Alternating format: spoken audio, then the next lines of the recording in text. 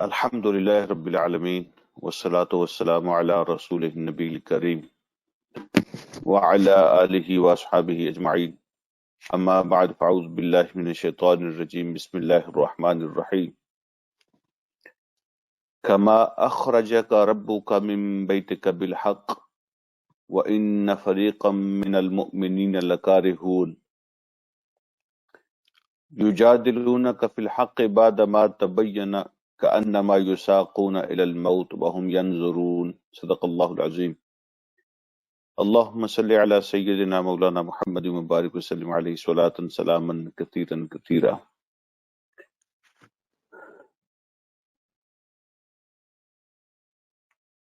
قابل احترام، قابل عزت میرے بھائیوں اور قابل احترام اسلامی مائیں اور بہنیں، السلام علیکم ورحمۃ اللہ وبرکاتہ۔ جیسا کہ ہم نے پچھلے سبق میں یہ بات پڑھی ہے کہ سورہ انفال کا جو زیادہ تر حصہ ہے وہ غزوہ بدر پہ تبصرہ ہے، اس کے نتائج اور کانسیکوینسز بیان ہوئے ہیں، اللہ رب العالمین کی مدد کیسے آئی اس کا بیان ہوا ہے، اور اللہ رب العالمین اپنے بندوں کی مدد کیسے کرتے ہیں، ان کے لیے اسباب کیسے پیدا فرماتے ہیں، یہ ساری باتیں ان پہ تبصرہ ہوا ہے اس صورت کے اندر۔ ہم نے اس کا ابتدائیہ پڑھا تھا، اور جہاں پہ ہم نے پچھلے ہفتے کا درس ختم کیا تھا اس میں اللہ رب العالمین نے اپنے جو سچے اہل ایمان ہیں، سچے اہل ایمان، ان کی بات ارشاد فرمائی تھی، ان کی نشانیاں بیان فرمائی تھی، اور پھر ان کے لیے انعامات کا ذکر کیا تھا۔ لہم درجات عند ربہم ومغفرۃ ورزق کریم، یہ تین انعامات آپ کو یاد ہوں گے۔ لہم درجات عند ربہم ومغفرۃ ورزق کریم، اللہ کے ہاں ان کے درجات ہیں، اللہ کی طرف سے ان کے لیے بخشش ہے، اور ان کے لیے بہترین عزت والی روزی ہے۔ آج کا سبق جہاں سے شروع ہوتا ہے، اللہ رب العالمین فرماتے ہیں کما اخرجک ربک من بیتک بالحق۔ تو اللہ نے جیسے اعلان فرمایا نا پہلے کہ اللہ اپنے بندوں کے لیے جو سچے اہل ایمان ہیں ان کے لیے اللہ نے یہ انعامات رکھے ہیں، اللہ فرماتے ہیں ایسے ہی ایک جھلک ہم آپ کو دکھاتے ہیں اپنے بندوں کی جو سچے اہل ایمان ہیں، ان کی ایک جھلک آپ کو دکھاتے ہیں۔ ایسے ہی ہوا تھا جب آپ کا رب آپ کو نکال کے لایا تھا آپ کے گھر سے حق کے ساتھ، جب آپ کے رب نے آپ کو نکالا تھا آپ کے گھر سے حق کے ساتھ۔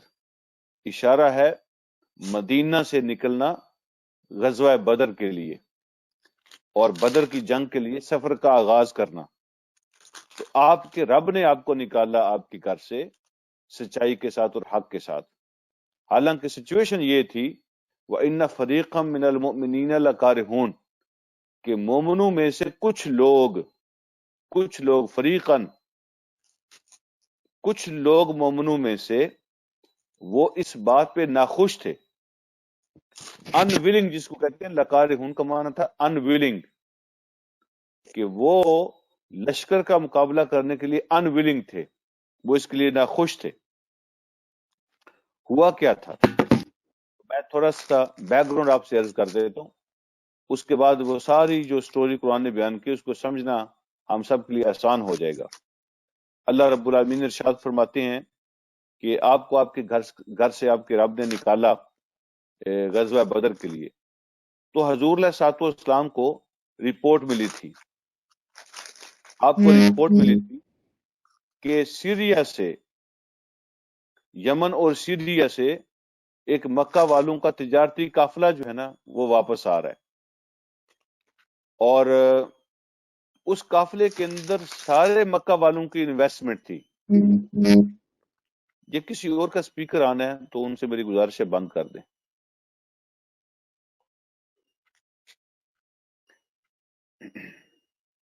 یہ جو ایم ایس نظر آ رہا ہے ان کا، جی جزاکم اللہ خیر، تھینک یو ویری مچ۔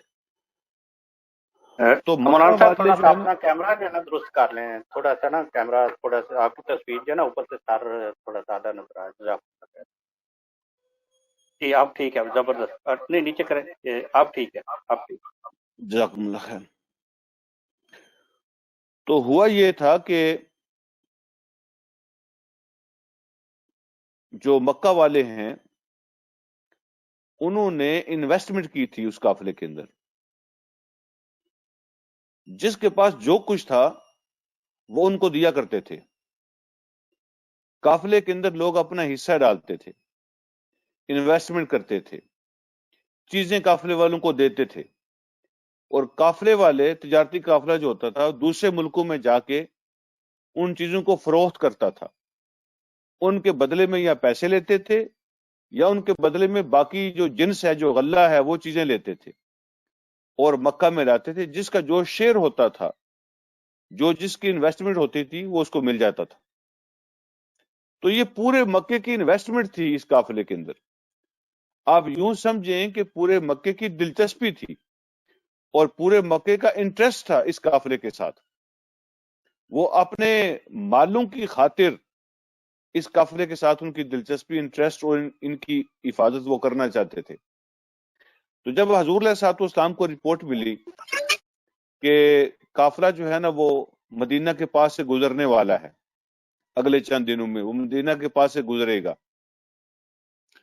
اور قافلے کی سیکیورٹی کے لیے کچھ لوگوں نے 40 لوگ لکھا ہے، کچھ لوگوں نے 70 لوگ لکھا ہے کہ 70 لوگ قافلے کی سیکیورٹی کے لیے تھے۔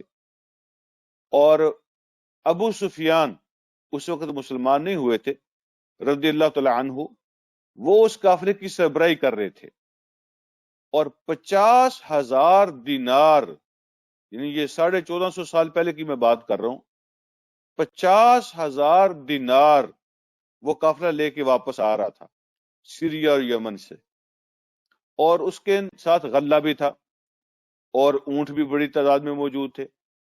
تو اتنی بڑی جو ہے نا وہ یعنی انویسٹمنٹ تھی مکہ والوں کی، آپ اندازہ فرمائیں کہ جو منافع اور جو ریٹرن، جو کمائی وہ لے کے آ رہے تھے، تو 50,000 دینار تھے اور غلہ تھا اور اونٹ تھے۔ تو جب پتہ چلا کہ مدینہ کے پاس سے گزرے گا تو ابو سفیان رضی اللہ تعالیٰ عنہ جو اس وقت اس قافلے کو لیڈ کر رہے تھے، تو ان کو بھی یہ کچھ اطلاعات مل گئیں، خطرے کی بو محسوس ہوئی کہ ہم مدینہ کے پاس سے گزریں گے، تو ان کی بھی رپورٹ یہ تھی کہ ہمیں خطرہ ہے، یا انہوں نے اس کو رنگ دیا خطرے کا مکہ والوں کو بھڑکانے کے لیے اور مدینہ کے خلاف ان کے جذبات کو اور نفرت کو استعمال کرنے کے لیے، تو انہوں نے بھی خطرے کا اس کو رنگ دیا اور مکہ والوں کو رپورٹ بھیجی کہ وہ قافلہ جن میں تم سب کی انویسٹمنٹ ہے، ہم مدینہ کے پاس سے گزریں گے تو ہمیں خطرہ ہے کہ وہ ہمیں لوٹیں گے، ہمیں نقصان پہنچائیں گے، تمہارا مال جو ہے نا وہ ضائع ہو جائے گا۔ جب یہ خبر ابو سفیان کی طرف سے رضی اللہ تعالیٰ عنہ مکہ میں پہنچی کہ ہمارا جو تجارتی قافلہ واپس آ رہا ہے، مدینہ والے اس پہ حملہ کرنے والے ہیں اور اس کو لوٹنے والے ہیں، تو ان کو سخت غصہ آیا، مکہ والوں کو، وہ جذباتی ہوئے، اور ان کو غصہ اس بات پہ آیا کہ کل جن لوگوں کو ہم نے یہاں سے نکلنے پہ مجبور کیا تھا اور وہ ان کے جسم پہ پورے کپڑے بھی موجود نہیں تھے، اپنا سارا کچھ چھوڑ چھاڑ کے مکہ سے نکلنے کے لیے وہ مجبور ہو گئے تھے اور وہاں پہ جا کے انہوں نے پناہ لی تھی مدینہ کے اندر، تو آج وہ اس قابل ہو گئے 2 سال کے اندر اندر کہ ہمارے قافلے کو روکیں گے اور ہم پر حملہ کریں گے۔ تو ان کو بہت غصہ آیا، 1,000 آرمی انہوں نے تیار کی، 1,000 آرمی، اور انہوں نے اپنے قافلے کو پروٹیکٹ کرنے کے لیے اور اپنے غصے اور جذبات کو مدینے والوں پہ نکالنے کے لیے فیصلہ کیا کہ ہم مدینہ کی اینٹ سے اینٹ بجا دیں گے، اور وہ تیاری کر کے نکلے تھے۔ میں نے پچھلے درس میں غالباً اس بات کا ذکر کیا ہے کہ یہ جو وہ لشکر لے کے نکلے تھے، ان کے لیے یہ تفریح تھا، یہ ان کے لیے ایک تفریح تھی کہ جائیں گے مدینہ کی اینٹ سے اینٹ بجائیں گے اور نظارے دیکھیں گے۔ ان کے خیال میں وہ اس قابل نہیں تھے کہ مکے والوں کے لشکر کا سامنا کر سکے، تو تفریح کے طور پہ وہ آ رہے تھے عورتوں کو ساتھ لے کے آئے تھے، گانے بجانے والیاں ساتھ تھیں، ڈول باجے ان کے ساتھ تھے، اور بڑی مستی اور تکبر کے ساتھ آئے تھے، اور ان کے نزدیک یہ تفریح تھی۔ تو یہ ہے اس کا بیک گراؤنڈ۔ ادھر جب حضور علیہ الصلوۃ والسلام کو اطلاع ملی کہ اب جو ہے نا قافلہ بھی مدینہ پہنچنے والا ہے، اور ادھر سے مکہ کا لشکر بھی تیاری کر کے مدینہ پہ حملہ کرنے کے لیے نکلنے والا ہے، تو اللہ رب العالمین نے اس میں تبصرہ مولانا فرمایا۔ صاحب پلیز کیمرہ جو ہے آپ پلیز تھوڑا سا پھر دوبارہ ٹھیک کریں، وہ چونکہ جب دوبارہ ہم ویڈیو بنائیں گے یوٹیوب کے لیے تو پھر وہ ٹھیک نہیں بنے گی، تو کیمرہ جو ہے ذرا پلیز تھوڑا سا اور ہو سکتا ہے تو اور کر لیں، کیونکہ سارے جو ہے وہ آج اب ٹھیک ہے؟ بالکل جی اب ٹھیک ہے، جزاک اللہ، sorry for disturbance sir. No worries. تو حضور علیہ الصلوۃ والسلام نے مدینہ میں صحابہ سے مشورہ فرمایا، اور جب مشورہ کیا گیا تو اللہ رب العالمین کی طرف سے یہ خوشخبری سنائے گی کہ 2 ہیں آپ کے ٹارگٹس، اور ان 2 میں سے اللہ کا آپ سے وعدہ ہے کہ اللہ ان 2 میں سے ایک تمہیں عطا فرما دے گا۔ اور وہ جو دونوں ٹارگٹس تھے ان میں سے ایک وہ قافلہ تھا، تجارتی قافلہ، جن کے ساتھ صرف 70 لوگ تھے جو سیکیورٹی کے لیے تھے، اور دوسری طرف مکہ سے آنے والا لشکر تھا جو 1000 کی تعداد میں وہ نکلا تھا مدینے والوں کو مٹانے کے لیے۔ تو اللہ رب العالمین اس کی طرف اشارہ کر رہے ہیں۔ صحابہ کرام میں سے کچھ لوگ، ان کی رائے یہ بن رہی تھی کہ ہمیں لشکر کا مقابلہ نہیں کرنا چاہیے، ہم اس قابل نہیں ہیں کہ ہم لشکر کا مقابلہ کر سکیں، وہ مسلح ہیں، ان کے پاس پوری تیاری موجود ہے، اور ہمارے پاس وہ تیاری نہیں ہے۔ تو آسان ٹارگٹ جو ہے، ایزی ٹارگٹ، وہ قافلہ ہے، اس کے ساتھ صرف 70 لوگ ہیں، اور ہمیں اس سے سامان بھی زیادہ ملنے کی توقع ہے، تو آسان ٹارگٹ کو ہٹ کرنا چاہیے، مشکل ٹارگٹ کی طرف نہیں جانا چاہیے۔ تو اس لیے اللہ فرماتے ہیں وَإِنَّ فَرِيقًا مِنَ الْمُؤْمِنِينَ لَكَارِهُونَ، تو ایک گروہ مومنوں میں سے اس بات کو ناپسند کر رہا تھا کہ ہمارا مقابلہ جو ہے لشکر سے ہو، تو ہم کمزور ہیں۔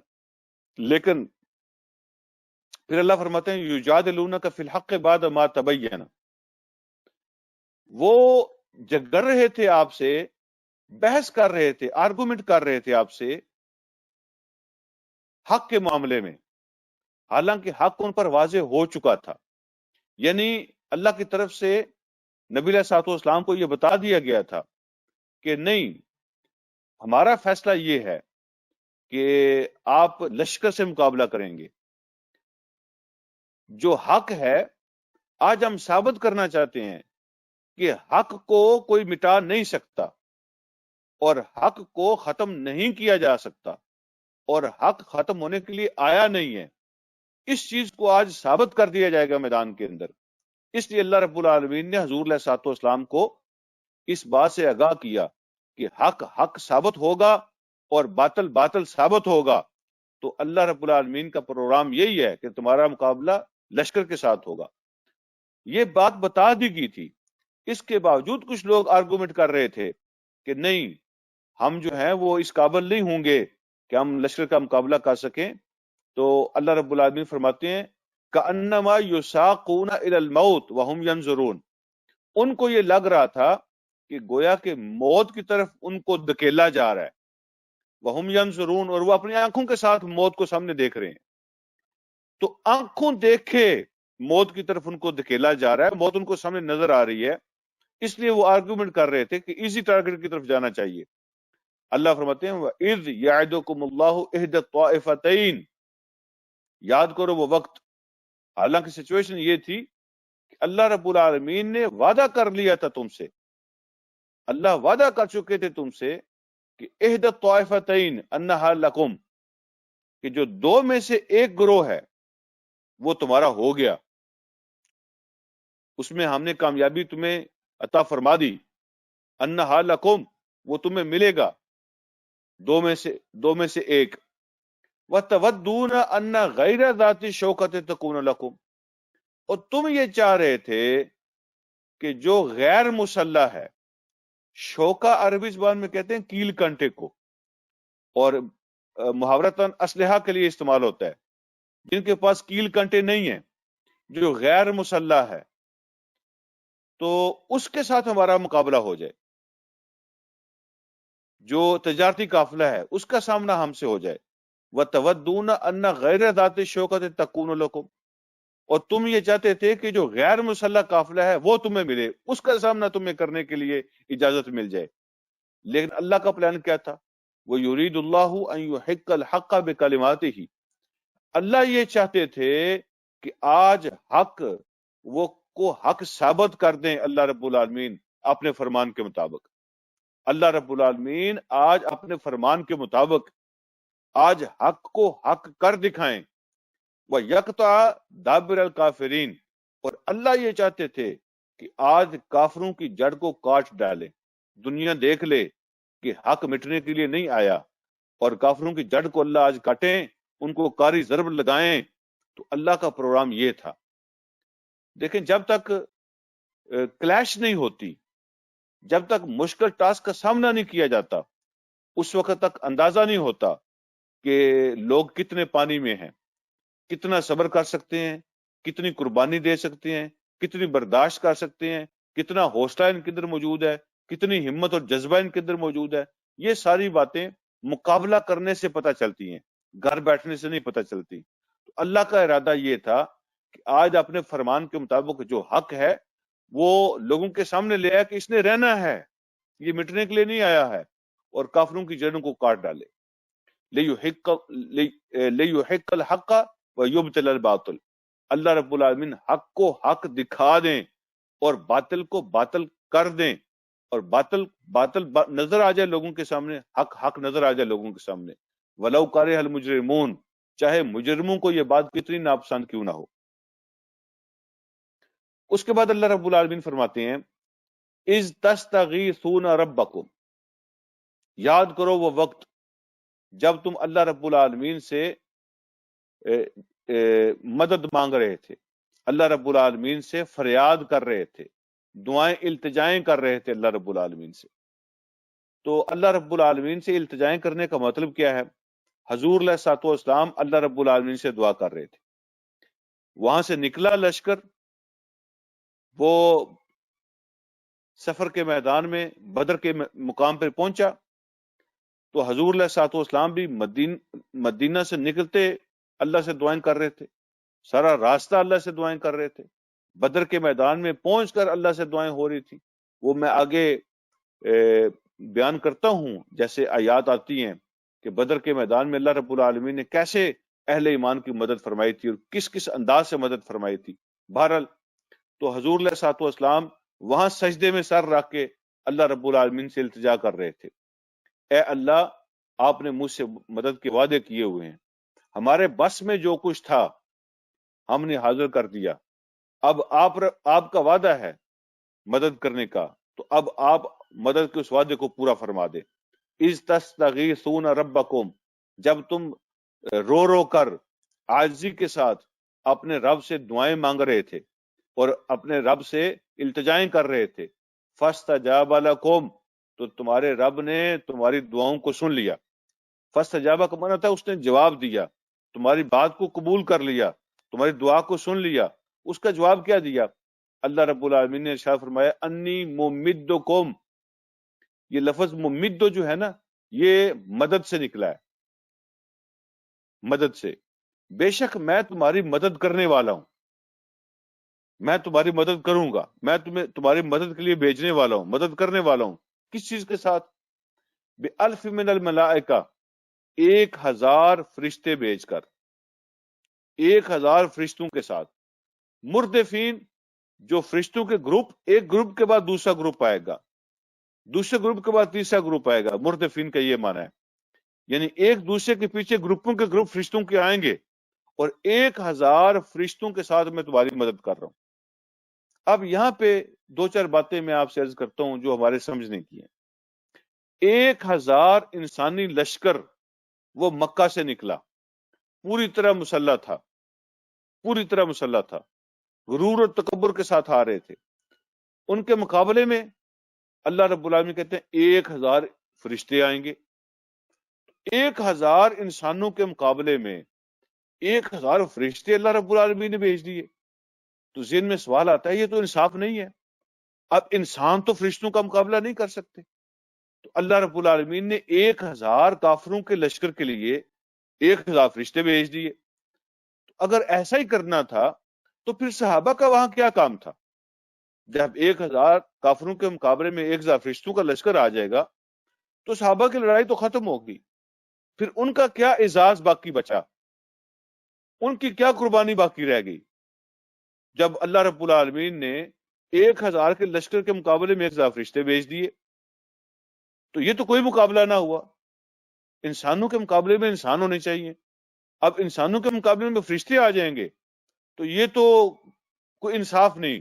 یہ بات ذہن میں آتی ہے، لیکن اس کا جواب اللہ رب العالمین نے دے دیا ہے. اصل میں اللہ رب العالمین نے بتا دیا کہ فرشتے لڑنے نہیں آئے تھے، جنگ صحابہ کرام نے کی تھی. یہ تو ان کی توہین ہے اگر بندہ سمجھے اللہ رب العالمین نے فرشتے لڑنے کے لیے بھیجے تھے، پھر صحابہ کا کام کیا باقی رہ گیا؟ تو اللہ رب العالمین نے فرشتے جنگ کرنے کے لیے نہیں بھیجے تھے. لڑے صحابہ کرام تھے حضور علیہ الصلوۃ والسلام کی قیادت میں، اللہ کے نبی کی سربراہی میں صحابہ کرام نے میدان کے اندر جنگ کی تھی. تو پھر فرشتے کیوں آئے تھے؟ اللہ رب العالمین نے فرشتے بھیجنے کی وجہ بیان فرمائی.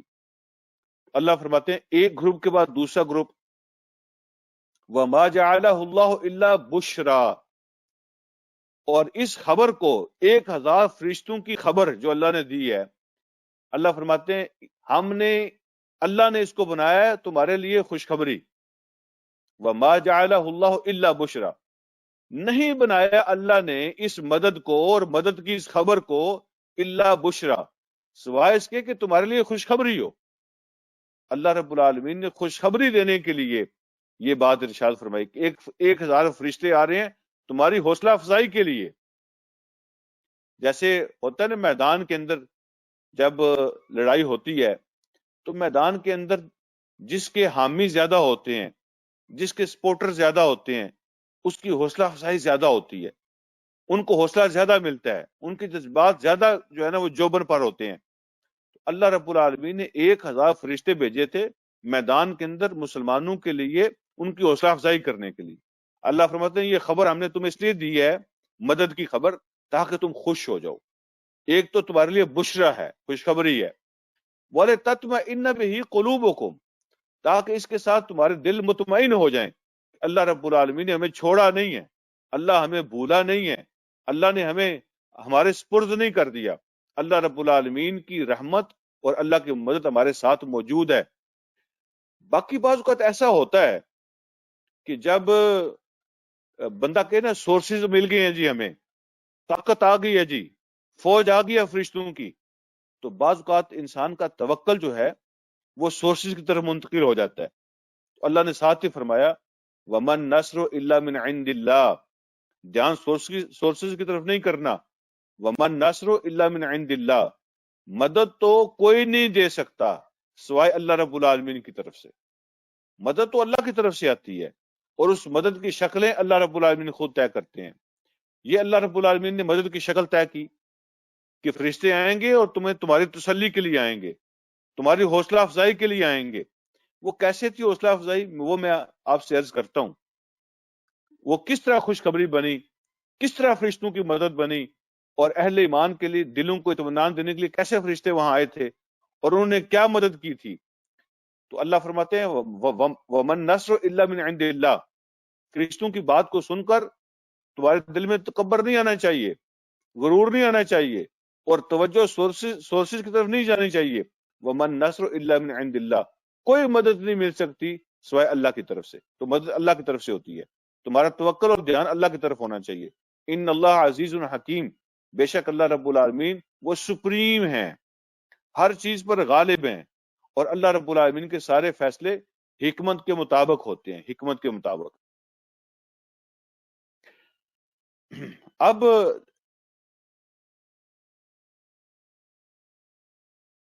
آپ اندازہ فرمائیں جو تیاری مکہ والوں کی تھی ان کے مقابلے میں جو تیاری اسلامی لشکر کی تھی، ان کا جب آپس میں آپ موازنہ کریں گے تو آپ کو اندازہ ہوگا کہ اللہ رب العالمین نے جو فرشتوں کی مدد بھیجی اس کی اہمیت کیا ہے۔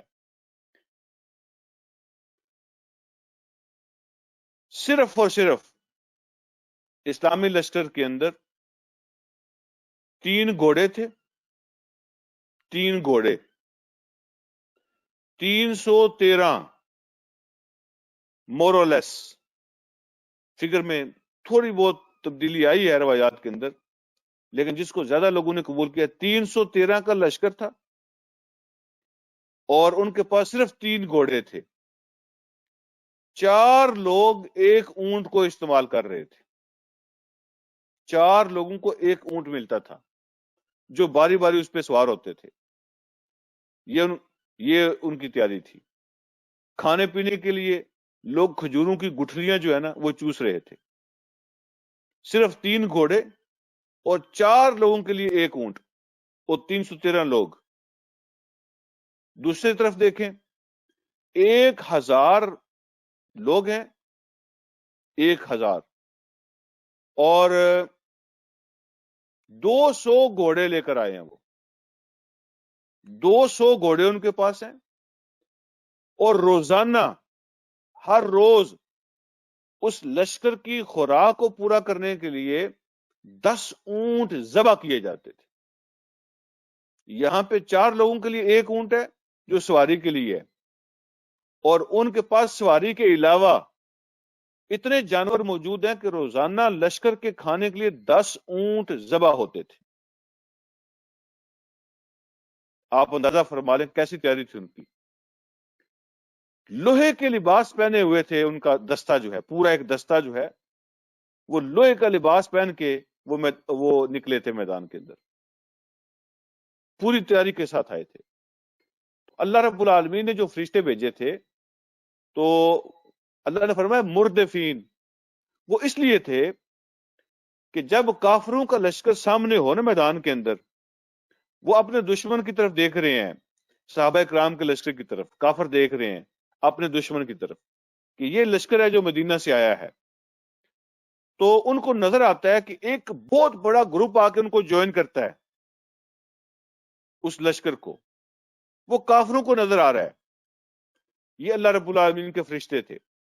ایک گروپ آتا ہے نا، وہ کافروں کو نظر آتا ہے کہ ایک بہت بڑا گروپ آیا ہے جو ان کے ساتھ شامل ہوا ہے، اور تھوڑی دیر کے بعد ایک دوسرا گروپ آتا ہے، وہ بھی ان کے ساتھ شامل ہوتا ہے، تھوڑی دیر کے بعد ایک تیسرا گروپ آتا ہے، وہ بھی ان کے ساتھ شامل ہوتا ہے۔ تو جب گروپ آفٹر گروپ جو ہے وہ لشکر میں شامل ہو رہے تھے تو کافروں کی آنکھوں کو اللہ رب العالمین دکھا رہے تھے یہ سارا کچھ، تو دیکھ دیکھ کر ان کے حوصلے پست ہو رہے تھے کہ لوگ ان کے پاس کہاں سے آ رہے ہیں۔ اس لیے اللہ رب العالمین فرماتے ہیں کہ ہم نے ان کی آنکھوں میں تمہیں زیادہ کر کے دکھایا تاکہ ان پہ روب طاری ہو جائے، خوف اور دہشت ان کے دل میں بیٹھ جائے۔ تو وہ دیکھ رہے تھے کہ ایک گروپ کے بعد دوسرا، دوسرے کے بعد تیسرا، لوگ ان کو جوائن کر رہے ہیں، یہ فوجیں کہاں سے آ رہی ہیں، تو ان کے دل میں خوف اور روب طاری ہو جاتا تھا۔ اللہ فرماتے ہیں کہ ہم نے فرشتے بھیجے مردفین، جو ایک گروپ کے بعد دوسرا گروپ تمہیں جوائن کر رہے تھے، اور کافروں کو دیکھ رہے تھے کہ یہ لوگ جو ہے نا وہ سپاہیوں کے لشکر وہ ان کو جوائن کر رہے ہیں۔ اللہ رب العالمین نے ان کو خوشخبری دی کہ میرے فرشتے آ رہے ہیں تمہاری حوصلہ افزائی کرنے کے لیے، اور مدد کی کوئی لڑے صحابہ کرام ہی تھے، لیکن کافروں پہ روب طاری کرنے کے لیے اللہ رب العالمین نے فرشتوں کے گروپ ان کو دکھائے تھے۔ دوسری بات، اللہ رب العالمین کی رحمت سے اور فرشتوں کی موجودگی سے آگے آ رہا ہے، وہاں پڑھیں گے، مدد کی ایک صورت یہ تھی کہ اہل ایمان جو بھی تیر پھینکتے تھے، جو بھی نیزہ پھینکتے تھے، جس شخص کا نشانہ لیتے تھے اسی شخص کو جا کے لگتا تھا، اور اس کی باڈی کے جس حصے کا نشانہ لیتے تھے اسی حصے پہ جا کے لگتا تھا۔ یہ فرشتوں کی مدد تھی جو اللہ رب العالمین کی، کوئی نشانہ خطا نہیں ہوتا تھا۔ یعنی میں آج کل کی ٹرم میں اگر آپ سے عرض کروں سمجھنے کے لیے، کہ کوئی گولی ضائع نہیں ہوتی تھی، ایمونیشن اور اسلحہ جو ہے نا وہ کوئی ضائع نہیں ہو رہا تھا، تیر اپنے ہدف پہ لگتا تھا، نیزہ اپنے ہدف پہ لگتا تھا، تلوار کے ساتھ جس باڈی کے جس حصے کا نشانہ لے کے تلوار مارتے تھے وہیں جا کے تلوار لگتی تھی، اور جس کافر کا نشانہ لے کے کوئی مارتا تھا تیر اور تلوار اور نیزہ اسی کو جا کے لگتا تھا، اور کسی ایک کا بھی وار جو ہے وہ خالی اور ضائع نہیں ہوتا تھا۔ جس جوڑ کا نشانہ لیتے تھے، جسم کے جس حصے کا نشانہ لیتے تھے اسی پہ جا کے لگتا تھا۔ تو یہ تھی فرشتوں کی مدد جو اللہ رب العالمین نے اہل ایمان کو عطا فرمائی تھی، کوئی خطا نہیں ہو رہی تھی۔ دوسری بات، ایک طرف عاجزی ہے، حضور علیہ الصلوۃ والسلام خیمے میں ہے اور اللہ رب العالمین کے سامنے سجدے میں سر رکھ کے آپ رو رہے ہیں، اللہ سے دعائیں مانگ رہے ہیں۔ ایک طرف عاجزی ہے اور دوسری طرف کفار کے لشکر میں تکبر ہے، وہ باجے بجا رہے ہیں، ڈھول بجا رہے ہیں، ٹھیک ہے، سیٹیاں بجا رہے ہیں اور خوشی کا اظہار کر رہے ہیں کہ آج تو ہم ان کو چھوڑیں گے نہیں، پچھلی بھی ساری کسریں نکال دیں گے اور یہ دین مٹ جائے گا، یہ آج ختم ہو جائے گا۔ تو غرور اور تکبر تھا دوسری طرف، اور مسلمانوں کے لشکر میں عاجزی تھی۔ اور اللہ رب العالمین کے قانون کے مطابق جو اصل طاقت ہے وہ عاجزی کے اندر ہے، جو اصل طاقت ہے وہ ہمبلنس اور عاجزی کے اندر ہے۔ پھر اللہ رب العالمین فرماتی ہیں مدد کی اور کون سی صورتیں تھیں جو ہم نے میدان بدر کے اندر آپ کو دکھائیں اور جس کا آپ کو ایکسپیرینس ہوا، وہ کون سی صورتیں تھیں؟ حضور علیہ الصلوۃ والسلام آپ اپنے لشکر کے ساتھ جب وہاں پہنچے ہیں تو کافروں کا لشکر بدر کے میدان میں پہلے پہنچ چکا تھا۔ وہاں پہ پانی کی ایک جگہ تھی، ایک ہی کنواں تھا پورے ایریا میں، تو کافروں کے لشکر نے اس کنویں پہ قبضہ کر لیا تھا، اور جو اچھا ایریا ان کو لگا نا، میدانی ایریا جہاں پہ ان کا 1,00,000 کا لشکر سما سکے، ان کے جانور اور گھوڑے ان کی جگہ باندھ سکے، تو میدانی ایریا پہ آ کے انہوں نے قبضہ کر لیا تھا، پانی پہ قبضہ کر لیا تھا۔ اور جب مسلمان وہاں پہنچے تو ان کو نسبتاً اونچی جگہ ملی تھی، ٹھیک ہے نا، تو وہاں پہ انہوں نے اپنے خیمے لگائے تھے مقابلے کے لیے۔ اب جب بندہ سفر کر کے آئے، جنگ کے لیے سفر کر رہا ہو، سامان بھی اس کے پاس پورا نہ ہو، تیاری اس کی مکمل نہ ہو، تعداد بھی تھوڑی ہو، سفر بھی دور کا ہو، تھکاوٹ بھی ہو، نیند بھی آئی ہوئی ہو، خوف بھی ہو، تو یہ ساری چیزیں جب جمع ہوتی ہیں تو بد دلی پیدا ہونے کا خطرہ ہوتا ہے۔ اور جب بندہ نیند کر لیتا ہے، خوف کی وجہ سے نیند تو آتی نہیں ہے، لیکن اگر نیند آ جائے تو انسان اپنے آپ کو فریش فیل کرتا ہے، اس کی طاقتیں بحال ہو جاتی ہیں، اس کا جو خوف اور غم ہے وہ دور ہو جاتا ہے، بندہ فریش ہو جاتا ہے نیند آنے سے۔ اللہ رب العالمین نے اپنی مدد کی ایک صورت یہ دکھائی وہاں پہ اہل ایمان کو، اِذْ یغشیکم النعاس امنۃ منہ، اللہ پاک کا عجیب معجزہ ہوا، جیسے ہی وہ لشکر بدر کے میدان میں پہنچا اہل ایمان کا، تو اللہ رب العالمین نے سب پہ نیند طاری کر دی، نیند طاری ہوگی سب پہ۔ کوئی جاگنے کی کوشش بھی کرتا تھا تو وہ جاگ نہیں سکتا تھا، اللہ رب العالمین نے سب پہ نیند طاری کر دی۔ یغشی کا معنی ہوتا ہے ڈھانپ لینا کسی چیز کو، طاری کر دینا۔ نعاس کا معنی ہوتا ہے نیند، غنودگی، غنودگی، ٹھیک ہے نا، جس کو کہتے ہیں نا کہ نیند کی وجہ سے ایسے بندہ جو ہے نا مدہوشی کی حالت میں ہو، تو اللہ رب العالمین نے نیند طاری کر دی تمہارے اوپر، کس لیے؟ امنۃ منہ، اپنی طرف سے تمہیں سکون پہنچانے کے لیے، امن پہنچانے کے لیے اللہ رب العالمین تمہارے سکون کا انتظام کیا، جسمانی تھکاوٹ بھی دور ہو جائے گی، اور نیند کرو گے خوف بھی ختم ہو جائے گا، اور جب صبح اٹھو گے تو تم فریش ہوگے۔ اللہ رب العالمین نے تمہیں سکون پہنچانے کے لیے نیند طاری کر دی۔ اچھا جی، نیند طاری ہوگی، یہ ایک انعام تھا اللہ رب العالمین کا۔ اب دوسرا، جیسے میں نے عرض کیا کہ وہاں پہ جو کنواں تھا اس پہ قبضہ کافروں کا ہو گیا تھا، اب مسلمانوں کے لیے پانی کے بھی مسائل تھے، اللہ رب العالمین نے ایک اور انعام کا ذکر کیا۔ اللہ فرماتے ہیں وَيُنَزِّلُ عَلَيْكُم مِّنَ السَّمَاءِ مَاءً، اور اللہ رب العالمین نے پانی نازل کر دیا تمہارے اوپر آسمان سے، بارش ہوئی اس رات، خوب بارش ہوئی۔ بارش کا فائدہ کیا ہوا؟ جس جگہ پہ اہل ایمان کا لشکر ٹھہرا ہوا تھا، حضور علیہ الصلوۃ والسلام کے سپاہی، وہ نسبتاً اونچی جگہ تھی، جب بارش ہوئی تو انہوں نے اگلے دن جب بارش ہوئی تو انہوں نے وہاں پہ پانی کو روک لیا اپنی ضرورت کے لیے، جانوروں کی ضرورت کے لیے بھی پانی کو روک لیا اور اپنی ضرورت کے لیے بھی پانی کو روک لیا۔ جو برتن ورتن تھے، جو پانی والی جو واٹر سکینز تھی، جو مشکیں تھی، وہ بھی بھر لیں اور کچھ پانی کو اپنے لیے روک لیا، جانور بھی پی لیں، خود بھی استعمال ہوگا۔ اور اوپر سے جب پانی نیچے آیا تو اسلامی لشکر چونکہ اونچی جگہ پر تھا، وہاں جب بارش برسی تو انہوں نے اپنی ضرورت کا پانی جو ہے نا وہ روک لیا، چھوٹے چھوٹے تالاب بنا کر، اور وہاں پہ پانی باقی نیچے آ گیا۔ آپ کو پتا ہوگا کہ اونچی جگہ پہ جب بارش ہوتی ہے، پانی نیچے چلا جاتا ہے تو وہ جو زمین ہوتی ہے وہ پکی ہو جاتی ہے، ٹھیک ہے، مٹی دھول بیٹھ جاتی ہے، زمین پہ پاؤں جمنے لگتا ہے، وہ مضبوط ہو جاتی ہے۔ تو اہل ایمان کے لیے اللہ رب العالمین نے اس زمین کو مضبوط کر دیا بارش کے ساتھ۔ لیکن جب اوپر سے پانی نیچے آیا جہاں کافروں کا لشکر تھا، تو جب اس میں دیکھیں 200 گھوڑے تھے، جب ادھر ادھر وہ بھاگ رہے تھے، اور بے شمار اونٹ تھے جب جو ادھر ادھر جو ہے نا وہ بھاگ رہے تھے، تو پانی جب نیچے آیا تو وہاں کیچڑ بن گیا، ان کے جانور بھی پھسلنے لگے، ان کے اونٹ بھی پھسلنے لگے کیچڑ کے اندر، اور ان کے لیے موومنٹ بھی مشکل ہو گئی۔ کیچڑ وہاں پانی جمع ہو گیا، کیچڑ بن گیا، ان کی موومنٹ مشکل ہو گئی۔ ایک تو یہ اللہ رب العالمین نے انعام عطا فرمایا کہ وہاں پانی کا مسئلہ تھا، اللہ نے پانی کا مسئلہ حل کر دیا۔ اور پھر اللہ رب العالمین فرماتے ہیں لِيُطَهِّرَكُمْ بِهِ، تاکہ اس پانی کے ذریعے سے آپ کو اللہ رب العالمین پاک فرما دیں۔ کیا مطلب ہے پانی سے پاک کر دیں؟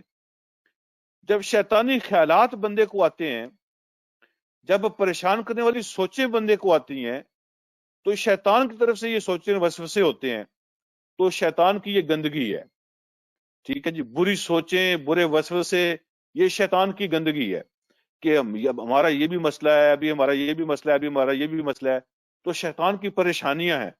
تو اللہ رب العالمین نے نیند بھی طاری کر دی، اگلے دن بارش بھی عطا فرما دی، تو وہ جو وسوسے تھے آ رہے تھے تو ان کو اللہ پاک نے دلوں سے نکال دیا۔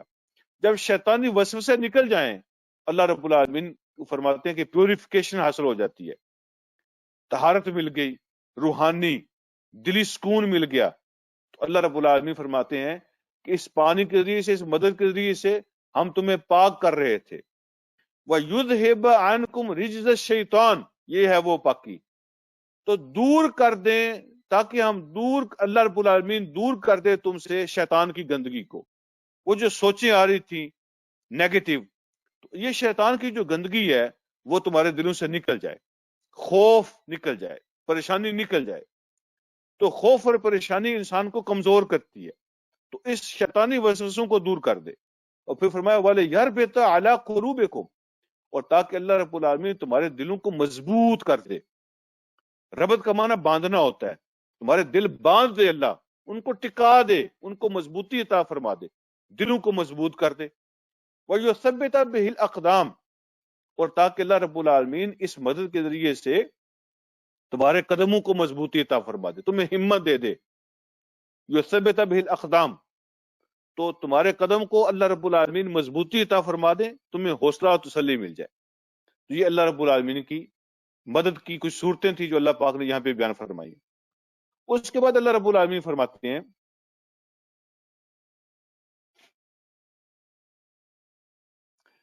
اذ یوحی ربک الی الملائکہ، اب جو بات میں نے پہلے آپ سے عرض کی وہ یہاں اللہ پاک نے بیان فرمائی کہ فرشتوں کے آنے کا پرپس کیا تھا۔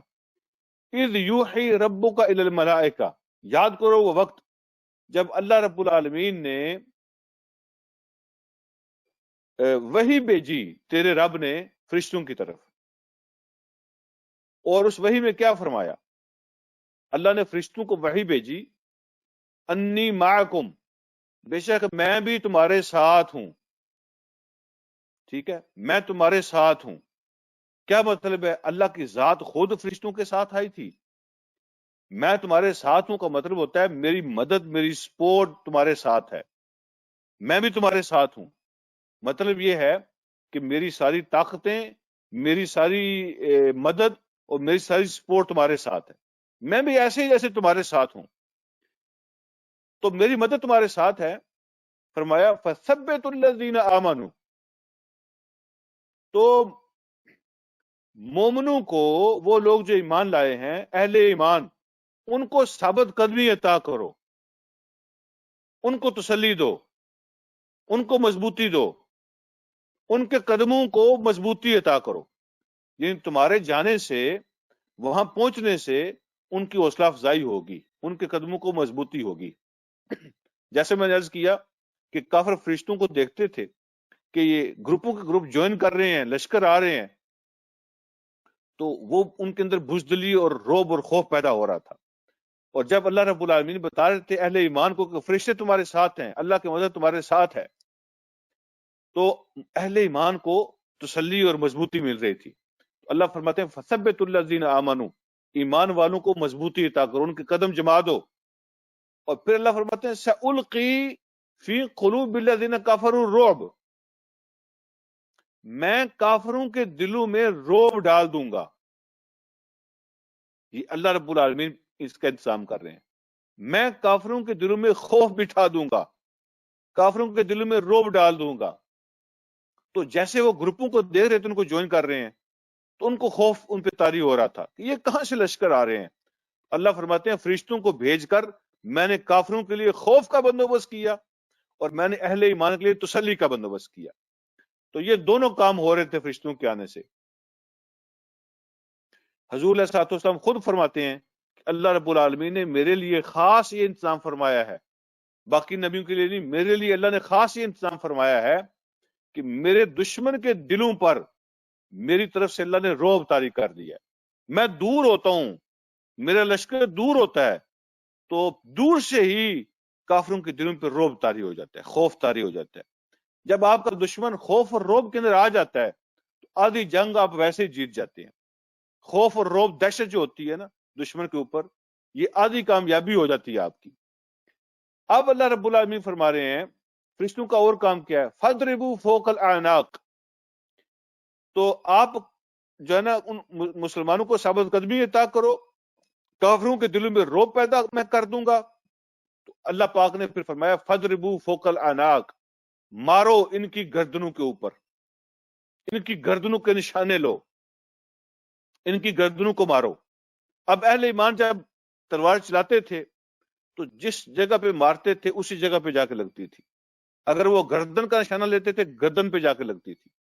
پھر اللہ فرماتے ہیں وَاضْرِبُوا مِنْهُمْ كُلَّ بَنَانٍ، ان کے ہر جوڑ پر ضرب لگاؤ، ان کی گردنیں کاٹو، ان کے جوڑ کاٹو۔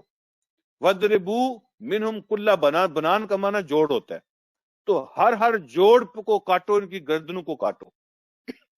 تو فرشتوں کی مدد سے اہل ایمان کے نشانے درست لگتے تھے، جس جوڑ کا نشانہ لیتے اسی پہ لگتا تھا، گردن کا نشانہ لیتے تھے اسی پہ لگتا تھا، کوئی خطا نہیں ہوتی تھی، کوئی حملہ ضائع نہیں ہوتا تھا، کوئی تیر کوئی نیزہ مس نہیں ہوتا تھا۔ تو اللہ رب العالمین فرماتے ہیں ایسا کیوں کیا ہم نے؟ ذالکا، یہ سزا ان کو اس لیے دی گی بِأَنَّهُمْ شَاقُوا اللَّهَ وَرَسُولَهُ، کہ انہوں نے اللہ اس کے رسول کے ساتھ جھگڑا کیا، انہوں نے اللہ اس کے رسول کے ساتھ جنگ کی، اللہ اس کے رسول کی مخالفت کی۔ تو جب کوئی وَمَن يُشَاقِقِ اللَّهَ وَرَسُولَهُ، تو پھر اللہ نے جنرل پرنسپل بیان کیا، جب کبھی بھی جو کوئی بھی مَن يُشَاقِقِ اللَّهَ وَرَسُولَهُ، جو کوئی بھی اللہ اس کے رسول کے ساتھ مخالفت کرتا ہے، ان کے ساتھ جنگ کرتا ہے اور ان سے دشمنی کرتا ہے، فَإِنَّ اللَّهَ شَدِيدُ الْعِقَابِ، تو اس کے لیے اللہ نے اعلان فرمایا کہ بے شک اللہ کا عذاب ان کے لیے، اللہ ان کو سخت سزا دینے والا ہے۔ اللہ کی سزا ان کے لیے بڑی سخت ہے۔ جو کوئی بھی اللہ اس کے رسول کی مخالفت کرتا ہے، اللہ رب العالمین کی سزا ان کے لیے بہت سخت ہے۔ ذالکم، یہ ہے تمہاری سزا، فذوقوہ، اب اس سزا کو چکھو، اس کا مزہ لو۔ یہ بھی ہم محاورتاً استعمال کرتے ہیں کہ مزہ لو، پھر سزا کو مزے والی چیز تھوڑی ہوتی ہے، اور قتل و غارت یہ کوئی مزے والی چیز تھوڑی ہوتی ہے۔ تو یہ محاورتاً استعمال ہوتا ہے، غصے کے ساتھ بندہ کہتا ہے کہ چکھو پھر عذاب کو، مزہ لو پھر اس کا۔ یہ ہے تمہاری سزا، چکھو اس کو۔ وَأَنَّ لِلْكَافِرِينَ عَذَابَ النَّارِ، اور کافروں کے لیے آگ کا عذاب ہے، آگ کا عذاب۔ آگ کا عذاب کیسے، کیا سزا ان کو ملی تھی؟ یہ اللہ رب العالمین کی طرف سے سخت سزا ان کو کیا ملی تھی؟ میدان بدر کے اندر 70 بڑے بڑے لیڈر جو ان کی کریم تھی، جو ٹاپ لیڈرشپ تھی ان کی، وہ 70 قتل ہو گئے تھے اور 70 ہی قیدی بن گئے تھے۔ مکہ تو خالی ہو گیا تھا لیڈرشپ سے، 70 بڑے بڑے لیڈر قتل ہو گئے تھے اور 70 ان کے پکڑے گئے تھے، قیدی بن گئے تھے۔ اللہ رب العالمین کی طرف سے جو دین کو مٹانے آئے تھے، من یشاقق اللہ ورسولہ، جو اللہ اس کے رسول کے ساتھ جنگ کرتا ہے، دین کو مٹانے کی کوشش کرتا ہے، تو اللہ پاک اس کو ایسے سزا دیتے ہیں۔ وہ دین کو مٹانا چاہتے تھے، 70 مر گئے، 70 قیدی بنے۔ اور حضور علیہ الصلوۃ والسلام اللہ رب العالمین کی وحی کی روشنی میں جب جنگ بدر ہوئی نا، تو آپ نے صحابہ کو بتایا ایک رات پہلے کہ یہاں پر ابو جہل کی لاش گرے گی، یہاں پر فلاں لیڈر کی لاش گرے گی، یہاں پر فلاں لیڈر کی لاش گرے گی۔ وہ صحابہ کو جب جگہ دکھائیں، ان کی طرف اشارہ فرمایا، اور جب جنگ ختم ہوئی تو جس جس جگہ پر حضور علیہ الصلوۃ والسلام نے اشارہ کیا تھا، جس جس کا نام لے کر، اس کی لاش کو صحابہ نے اسی جگہ پہ دیکھا، وہ مرے پڑے تھے، قتل ہوئے پڑے تھے وہاں پہ۔ اللہ رب العالمین نے یہ سارے معجزات وہاں پہ لوگوں کو دکھائے۔ یہ حضور علیہ الصلوۃ والسلام کا معجزہ ہے۔ اللہ رب العالمین نے نبی علیہ الصلوۃ والسلام کو وہ جگہ بتا دی تھی کہ یہاں انہوں نے گرنا ہے اور یہاں یہ مریں گے سارے، اور آپ کو ایسی تسلی دے دی تھی پورے یقین کے ساتھ۔ جب یہ تک بتا دیا جائے کہ آج ان میں سے کون کون سا لیڈر قتل ہونے والا ہے اور پھر کس کس جگہ پہ وہ گرنے والا ہے قتل ہو کر، تو اس سے بڑی تسلی اور کیا ہو سکتی ہے، اور اس سے بڑی خوشخبری اور کیا ہو سکتی ہے؟ اللہ رب العالمین نے حضور علیہ الصلوۃ والسلام کو اس حد تک ڈیٹیل بتائی تھی۔ اس کے بعد اللہ رب العالمین ارشاد فرماتے ہیں، یا ایھا الذین آمنوا، اے وہ لوگوں جو ایمان لائے ہو، اذا لقیتم الذین کفروا، جب تمہاری ملاقات ہو۔ لقیتم یہ لفظ ملاقات سے نکلا ہے، اور یہاں ملاقات کا کیا معنی ہے؟ میدان جنگ کے اندر جو ملاقات ہوتی ہے اس کا نام ہے مقابلہ۔ تو ہم پھر اس کا ترجمہ کرتے ہیں جب تمہارا آمنا سامنا ہو دشمن کے ساتھ، جب تمہارا مقابلہ ہو دشمن کے ساتھ۔ اذا لقیتم الذین کفروا زحفا، جب میدان جنگ کے اندر دشمن کا تمہارے ساتھ مقابلہ ہو، فلا تولوہم الادبار، تو پیٹھ پھیر کے مت بھاگنا، ان کو پشت دکھا کے مت بھاگنا، میدان چھوڑ کے نہیں بھاگنا۔ یہ کبیرہ گناہ ہے اور یہ حرام ہے، اس کی اجازت نہیں ہے۔ ہاں کچھ صورتیں ہوتی ہیں جو پلان کر کے کی جاتی ہیں، ان کی اللہ نے اجازت دی ہے۔ اگر جنگ کے اندر تم پلان ایسا کرو، اور ٹرک کے طور پر ہوتے ہیں جنگ میں کچھ ٹرکس ہوتے ہیں، اگر ٹرک کے طور پر اگر تم ایسا کرو، دشمن کو پھنسانے کے لیے چال ان کے سامنے چلو، چال میں پھنسانے کے لیے اگر ایسا کرو، تو وہ جو صورتیں ہوتی ہیں وہ جائز ہیں۔ لیکن اگر دشمن کے خوف سے جان کو بچانے کے لیے اگر تم پیٹ پھیر کر بھاگو، تو وہ اللہ تمہیں معاف نہیں کریں گے، اس کی اجازت نہیں ہے۔ حضور علیہ الصلوۃ والسلام نے 3 باتوں کی حدیث کے اندر یہ بات ارشاد فرمائی کہ 3 باتیں ایسی ہیں کہ جو یہ کام کرے گا اس کی کوئی نیکی بھی قبول نہیں ہوتی، کوئی نیکی اس کی قبول نہیں ہوتی، کوئی دعا اس کی قبول نہیں ہوتی۔ اور پھر آپ نے وہ 3 کام بیان فرمائے۔ مشرک نمبر 1، جو شرک کرتا ہے تو اس کی کوئی اچھائی اور کوئی نیکی قبول نہیں ہوتی۔ دوسرے نمبر پر فرمایا آنکھوں لے والدیہ، جو ناحق اپنے ماں باپ کی نافرمانی کرتا ہے۔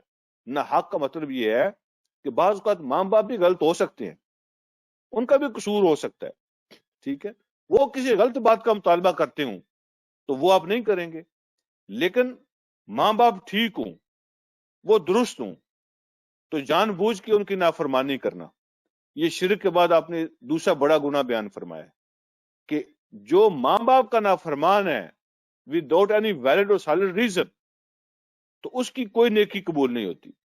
اور تیسری بات ارشاد فرمائی آپ نے کہ جو میدان جنگ سے دشمن کے خوف سے منہ پھیر کے بھاگتا ہے اس کی بھی کوئی نیکی قبول نہیں ہوتی، اس کے سارے اعمال ضائع ہو جاتے ہیں. تو منہ پھیر کے بھاگنے کی اجازت نہیں ہے اہل ایمان کو موت کے خوف سے، اس لیے کہ موت اپنے وقت پر آتی ہے. اور جب بندہ وہاں سے میدان سے بھاگتا ہے ایک تو وہ خود بزدلی دکھاتا ہے، جس نظریے کے لیے جس آئیڈیالوجی کے لیے وہ جنگ لڑتا ہے اس کے لیے وہ بزدلی دکھاتا ہے. اور دوسرے نمبر پر میدان سے جب بندہ بھاگتا ہے تو باقی پورے لشکر کے اندر بزدلی اور کمزوری پیدا ہو جاتی ہے. اللہ رب العالمین نے اسے منع فرمایا، اے ایمان والو جب تمہارا مقابلہ ہو کافروں کے ساتھ میدان جنگ کے اندر تو پیٹ پھیر کر مت بھاگنا.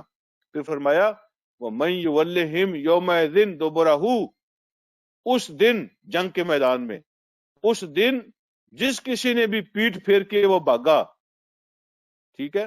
پھر فرمایا ہاں 2 صورتوں کی اجازت دیتا ہوں، 2 صورتوں کی اجازت دیتا ہوں، الا، ہاں سوائے اس کے، متحرفا لقتال، یہ جنگ کی کوئی چال کے طور پر ایسا کرے، جنگی چال کے طور پر پیچھے ہٹ جائے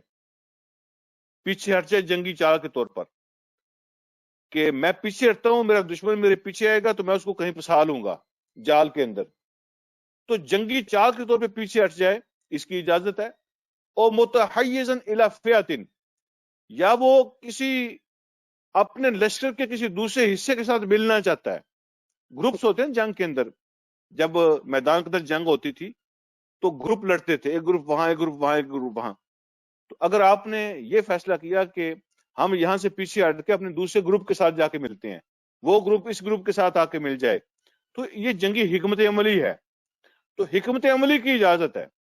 تو فرمایا جس نے اس دن منہ پھیرا، سوائے اس کے کہ یہ 2 صورتیں ہوں، جنگی چال کے طور پہ پیچھے ہٹے یا اپنے لشکر سے ملنے کے لیے وہ پیچھے ہٹے، اس کے علاوہ جس نے وہاں سے منہ پھیرا فقد باء بغضب من اللہ، تو اللہ کے غضب کا شکار ہوگا، اللہ کے غضب کے اندر وہ پکڑا جائے گا.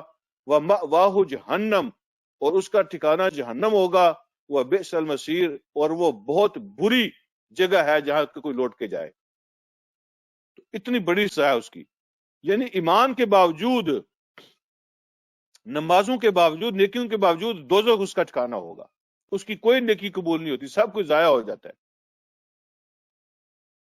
اور اگلی آیت پڑھ کے بات کو ختم کرتے ہیں. اللہ فرماتے ہیں فَلَمْ تَقْتُلُوهُمْ وَلَكِنَّ اللَّهَ قَتَلَهُمْ، تم نے انہیں قتل نہیں کیا لیکن اللہ رب العالمین نے انہیں قتل کیا ہے.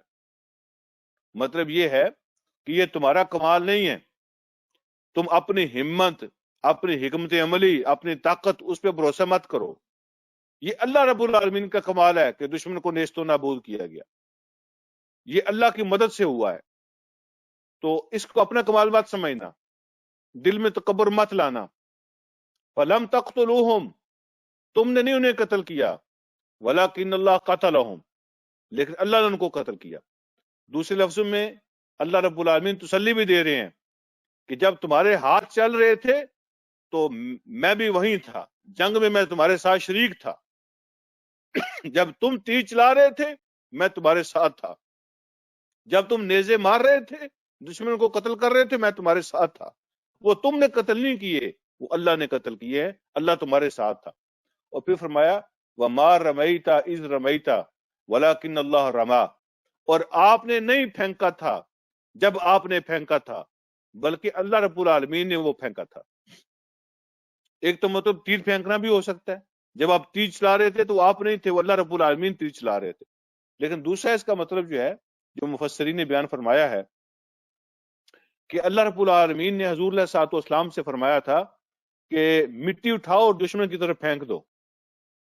ٹھیک ہے، آپ مٹی اٹھا سکتے ہیں، آپ دشمن کی طرف پھینک سکتے ہیں، آپ یہ کام کر سکتے ہیں، اور اس سے آگے اگلا کام جو ہے اللہ رب العالمین کا ہوگا. تو حضور علیہ الصلوۃ والسلام نے 3 مٹھیاں باری باری اٹھائی تھی اور دشمن کی طرف ایسے ان کو پھینک دیا تھا. تو اللہ رب العالمین نے دشمن کی آنکھوں میں ان کو پہنچا دیا تھا. دشمن کی آنکھوں میں اس مٹی کو پہنچا دیا تھا، جس سے تکلیف بھی ہو، وہ صحیح طرح دیکھ بھی نہ سکیں، اور افراتفری بھی مچ جائے، اور وہ دیکھ بھی لیں، ایک عجیب معجزہ بھی وہاں دیکھ لیں۔ تو اللہ فرماتے ہیں وہ مٹی جو آپ نے پھینکی تھی، وہ آپ نے نہیں پھینکی تھی، وہ اللہ رب العالمین نے پھینکی تھی۔ کیا مطلب اللہ رب العالمین نے پھینکی تھی؟ اس لیے کہ آپ کا کام یہی تھا، آپ جتنا کر سکتے ہیں آپ وہ کریں، اس سے اگلا جو مرحلہ ہوتا ہے وہ اللہ رب العالمین کا ہوتا ہے۔ یہ اللہ رب العالمین کا پرنسپل ہے، آپ نے وہ کام کرنا ہے جو آپ کر سکتے ہیں۔ مثال کے طور پہ یہاں ہمیں یہ سبق ملتا ہے کہ کسی کے دل کو پھیرنا وہ ہمارا کام نہیں ہے، کسی کو تبدیل کر دینا ہمارے اختیار میں نہیں ہے۔ ہمارا اختیار کیا ہے؟ ہمارا کام کیا ہے؟ ہمارا کام دعوت دینا ہے، ہمارا کام کوشش کرنا ہے۔ کسی کو کتاب دے دی، کسی کو بات سنا دی، کسی کو کوئی اور دعوت دے دی، ہمارا کام یہ ہے۔ دل کو پھیرنا، دل کے اندر اس دعوت کو داخل کرنا اور اندر سے تبدیل کر دینا، یہ تمہارے رب کا کام ہے۔ تو تم اپنا کام کرو، اللہ رب العالمین اس کے اندر برکت ڈالیں گے، وہ اپنا کام کریں گے۔ تو مٹی اٹھانا اور مٹی کو پھینکنا آپ کا کام ہے، ٹھیک ہے؟ باقی ان تک پہنچانا، اپنے ٹارگٹ کو ہٹ کرنا، یہ اللہ رب العالمین کا کام ہے۔ اللہ رب العالمین اپنا کام کرتے ہیں، اللہ اہل ایمان کی مدد فرماتے ہیں۔ ہر کام کے اندر اللہ کی مدد ہوتی ہے۔ تو تم نے ان کو قتل نہیں کیا، لیکن اللہ نے ان کو قتل کیا، اور آپ نے نہیں پھینکا، جب پھینکا اللہ رب العالمین نے اس کو پھینکا۔ اور اللہ فرماتے ہیں وَلِيُبْلِيَ الْمُؤْمِنِينَ مِنْهُ بَلَاءً حَسَنًا۔ اس طرح کی جو آزمائشیں آتی ہیں، جیسے جنگ بدر کے اندر آئی تھی، تو اللہ رب العالمین آزماتے ہیں اہل ایمان کو، بہترین طریقے سے آزمانا، خوب اچھی آزمائش کرنا۔ پتہ چل جاتا ہے کہ میرے کون ہیں اور صرف نعرے لگانے والے کون ہیں، اصلی کون ہے اور نقلی کون ہے۔ اس طرح کی آزمائشیں، سخت حالات، مقابلے اللہ کی طرف سے آتے رہتے ہیں، تاکہ آزمائش ہو جائے کہ اصلی کون ہے اور صرف نعرے لگانے والے، چوری کھانے والے کون ہیں، خون دینے والے کون ہیں اور چوریاں کھانے والے کون ہیں۔ اللہ رب العالمین بہت اچھی طریقے سے اہل ایمان کو آزماتے ہیں، اور آزمائش کے لیے طریقے اپنے اللہ رب العالمین کے ہوتے ہیں۔ کبھی کسی طریقے سے آزمائش ہوتی ہے، کبھی کسی طریقے سے آزمائش ہوتی ہے۔ ان اللہ سمیع علیم، اللہ رب العالمین سب کچھ سننے والے اور سب کچھ جاننے والے ہیں۔ یہاں میں ایک بات آپ کو سنا کے بات کو ختم کرتا ہوں کہ جیسے میں نے عرض کیا، دلوں کو پھیرنا اور جو ہے نا وہ تبدیلی کو پیدا کرنا، یہ اللہ رب العالمین کے اختیار میں ہوتا ہے۔ تو تعداد اور سورسز یہ بنیادی چیزیں نہیں ہوتی، ایمان اور اخلاق یہ بنیادی چیزیں ہوتی ہیں۔ جب ایمان اور اخلاق میں قوت پیدا ہوتی ہے تو تعداد اور سورسز کی کمی پوری ہو جاتی ہے، لیکن اگر ایمان اور اخلاق میں کمزوری ہوتی ہے تو تعداد اور سورسز اس کو کور نہیں کر سکتے، ٹھیک ہے جی؟ تو اللہ رب العالمین کی اپنی حکمتیں ہوتی ہیں، بندہ کسی اور کام کے لیے کرتا ہے، اللہ اس کے اندر سے کوئی اور کام نکال لیتے ہیں، تو تبدیلی اللہ پیدا کرتے ہیں۔ میں آپ کو ایک واقعہ عرض کرتا ہوں کہ سوئٹزرلینڈ کے اندر کچھ عرصہ پہلے وہاں کی ایک پارٹی ہے، اس کا نام ہے Swiss People's Party, Swiss People's Party. تو سوئس پیپلز پارٹی جو ہے نا، اس کا ایک ممبر اسمبلی تھا، بہت ریسسٹ تھا، بہت ریسسٹ، اور مسلمانوں کا دشمن تھا۔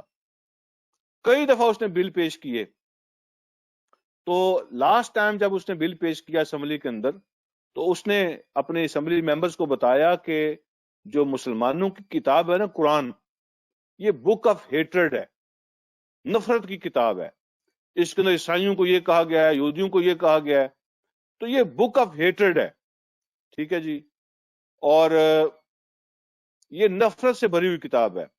اس نے کہا میں ثابت کروں گا اسمبلی کے سامنے کہ یہ نفرت کی کتاب ہے، اس کو بین ہونا چاہیے۔ اور پھر اس نے کہا جو مسلمانوں نے مسجدیں بنائی ہوئی ہیں ان کو تالے لگا دو۔ یہ اس نے بل پیش کیا تھا، اور اس نیت کے ساتھ کہ میں ثابت کروں گا کہ قرآن جو ہے بک آف ہیٹرڈ ہے، اور اس بیس پر مسجدوں کو تالے لگا دو، مسلمانوں کو دیش نکالا دے دو یہاں سے۔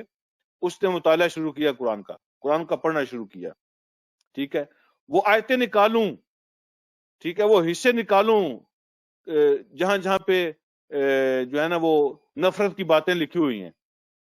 تو اس نے قرآن کا مطالعہ شروع کیا اس نیگیٹو انٹینشن کے ساتھ، لیکن جیسے جیسے وہ پڑھتا گیا اللہ رب العالمین اس کے دل کو کھولتے چلے گئے. اللہ کی اپنی حکمت ہوتی ہے, اللہ اس کے دل کو کھولتے چلے گئے. اور کچھ ہی مہینوں کے قرآن کی اسٹڈی جو ہے نا, اس نے جو نیگیٹو نیت سے شروع کی تھی, اللہ نے اس کے دل کو بدل دیا, وہ مسلمان ہوا. اور پھر اسی اسمبلی کے اندر کھڑا ہو کے اس نے یہ کہا تھا کہ یہ اور یہ اور یہ بات میں نے اسی اسمبلی کے اندر کی تھی. آج میں اعلان کرتا ہوں کہ سوئٹزرلینڈ کے اندر سب سے بڑی مسجد جہاں پہ اللہ کی عبادت ہوگی, جہاں پہ قرآن کی تعلیم ہوگی, وہ میں ہی بنواؤں گا اور میرے ذریعے سے بنے گی. اللہ رب العالمین کی اپنی حکمتیں ہوتی ہیں, اللہ کے اپنے فیصلے ہوتے ہیں. انسان کا کام, ہمیں نہیں پتا کون کب کہاں کیسے میرے اور آپ کے انتظار میں ہے, اور میری اور آپ کی چھوٹی سی ایفرٹ ہم بات کر کے بھول جاتے ہیں, ہمیں یاد بھی نہیں رہتا. ہم کوئی کام کر کے بھول جاتے ہیں, کسی کو کوئی جملہ کہہ کے ہم بھول جاتے ہیں. لیکن اللہ رب العالمین کی حکمتیں اپنی ہوتی ہیں, اس کے اثرات پیدا ہونا شروع ہو جاتے ہیں, اور ہمیں یاد بھی نہیں ہوتا کہ ہماری کسی کوشش کی وجہ سے, کسی محنت کی وجہ سے اللہ پاک نے کیسے اس کے اندر برکتیں ڈالی اور رنگ ڈال دیے اس کے اندر. تو اللہ رب العالمین کے اپنی کام ہوتے ہیں. ہمارا کام وہ ہے کہ جتنی ہماری استطاعت ہے, جو کچھ ہم کر سکتے ہیں, اپنی طاقت کے مطابق ہم کر دیں. اور یہی کام حضور علیہ الصلوۃ والسلام نے غزوہ بدر کے اندر کیا تھا کہ جو کچھ میرے پاس ہے, دعا کا فلسفہ بھی سمجھا دیا تھا. مدینہ کے اندر بیٹھ کر بھی نبی علیہ الصلوۃ والسلام دعا کر سکتے تھے, اور آپ کو یقین ہے, مجھے بھی یقین ہے کہ آپ مدینہ کے اندر بیٹھ کر بھی دعا کرتے تو آپ کی دعا قبول ہو جاتی. ٹھیک ہے, کافروں کو نیست و نابود اللہ کر دیتے, لیکن اللہ رب العالمین کا یہ طریقہ نہیں ہے, اللہ کا یہ فلسفہ نہیں ہے دعا کا. تو دعا کا فلسفہ سمجھایا, اپنے پورے سورسز اپنے ساتھ لو, اپنی پوری طاقت لگاؤ, میدان کے اندر اترو, اپنی کوشش کر کے دکھاؤ. اس کے بعد اللہ رب العالمین سے دعا کرو, اللہ جو کچھ ہم کر سکتے تھے ہم نے کر دیا, اب اس سے آگے ہماری ہمت نہیں ہے, اب اگلا کام آپ کا ہے. تو جب آپ اخلاص کے ساتھ اپنا کام کر دیتے ہیں تو پھر اللہ رب العالمین اس کے اندر برکتیں ڈالتے ہیں, اللہ کامیابی عطا کرتے ہیں. یہاں سے انشاءاللہ پھر شروع کریں گے. اللہ مجھے اور آپ کو سمجھنے کی اور عمل کی توفیق عطا فرمائے. وآخر دعوانا الحمدللہ رب العالمین.